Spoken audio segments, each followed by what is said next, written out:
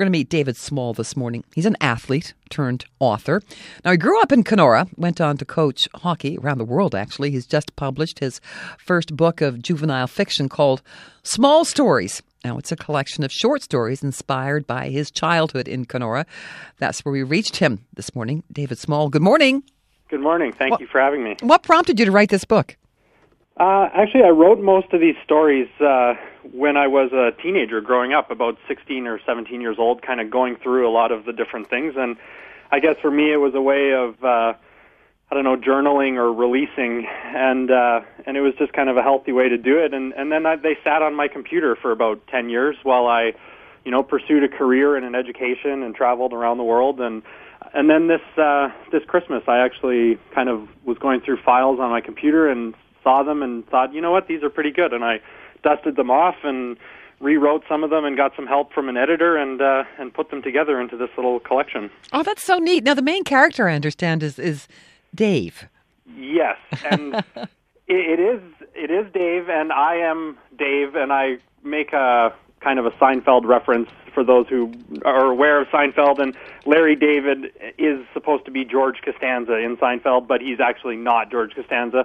So it's kind of a parody like that where I am in the character of Dave, but it is a fiction. Most of the stories are fiction, but they are kind of based around my experiences and childhood. So let's talk about some of those experiences in childhood that made it to the book. I mean, can you tell me some of the tales? Yeah, I mean, there's all sorts of different stuff that we cover from just usual things about growing up with. I grew up with two brothers and live in just outside of Kenora, and so have lots of wilderness and forest to build tree forts and go fishing and camping and get into all sorts of mischief. And so the stories focus a lot on just kind of everyday experiences and everyday things that kids go through, and even from just being bored in the summertime looking for things to do. And there's a great quote that I stole and put into the book that says, when children are doing nothing, they're doing mischief.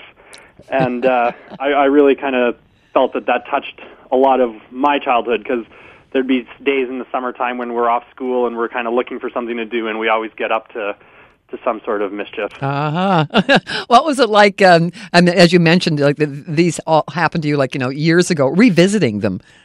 Oh, it was really neat, actually, and as I started to go through them, it brought up a lot of old memories and a lot of laughs and things like that.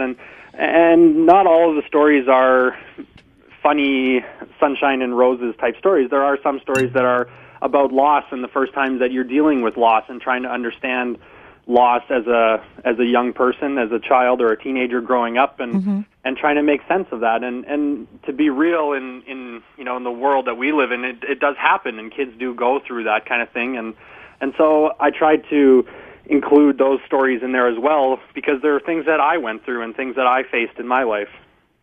That's neat. The town itself, I mean, like the city of Kenora, how did that inspire you? Kenora, and I put it in the dedication, actually, of the book, that I dedicate the book to Kenora, and I make a note that most authors have a love-hate relationship with their hometown, and Kenora was exactly that for me. It gave me a reason to want to run away and travel around the world and get out of this town, but at the same time, I kept coming home, and I kept calling it home, and I've always wanted to come back and settle down here, and I just love it in Kenora because my family's here, and there's just so many memories, and it is such a beautiful spot, and despite the difficult times that kids go through growing up here, I think there's a lot of amazing things that kids get exposed to here that other kids don't. Mm-hmm. That's so true, isn't it? I know there's a part of your life too that you've spent coaching hockey, and that means being able to communicate with kids of a certain age, getting through. Was that a help in putting this book together? Yeah, I think so. I mean, I've coached hockey. I coached in British Columbia for 4 or 5 years, and got a chance to work with Team Canada, and then I got to head over to Europe and coached in Finland and Poland and kind of traveled all through Europe. And every time I'm with a different group of kids, no matter where they're from, you can always have some way to relate with them, because as long as you can draw on these experiences in your childhood and the stories and the good times and the bad times, you can relate to these guys and what they're going through and help kind of connect with them. Are you still writing?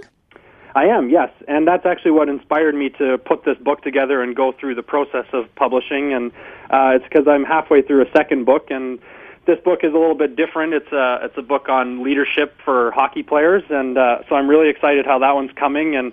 But I wanted to go through the process of trying to publish something and get it out there. And it is a bit of a scary process publishing something, because now your work is out there for everybody to read and criticize. And but I enjoy it, and I love the challenge. So how can people get the book, David? The book is available on Amazon. So if you just search Small Stories on Amazon, and I also have a website that is it's called smallworldinc.net.